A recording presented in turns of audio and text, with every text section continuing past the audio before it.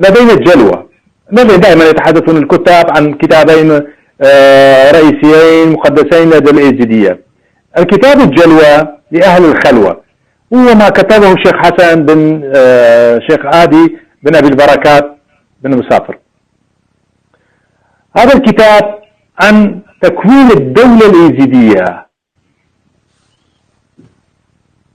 وبينما الكراد يقولون الدولة الكردية بشكل أصح، ولو كان الشيخ الكراد يسموه شيخ الكراد، جميع المتصوفين كانوا يسموه شيخ الكراد.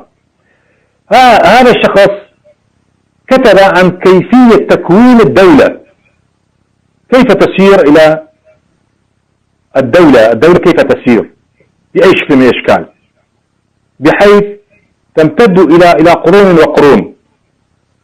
ولكن نتيجة الفرمانات وما ألم الشعب الإيزيدي إلى أوجاع عبر قرون وقرون فقدوا هذا الكتاب.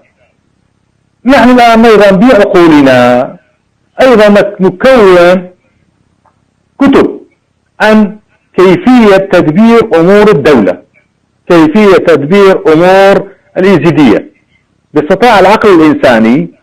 الإنسان لديه عقل، الله سبحانه وتعالى وهبنا شيء عظيم وهو العقل، بالرغم كل شيء عندنا عظيم. اللسان كيف ننطق ونتلذذ به، السمع كيف نفرق بين صوت إنسان الفلاني والإنسان الفلاني والحيوان الفلاني والطير الفلاني كيف تقسم، هذه المعدة التي تهضم وتبعث كل فيتامين إلى جهة معينة، يعني كل شيء عظيم لدى الإنسان.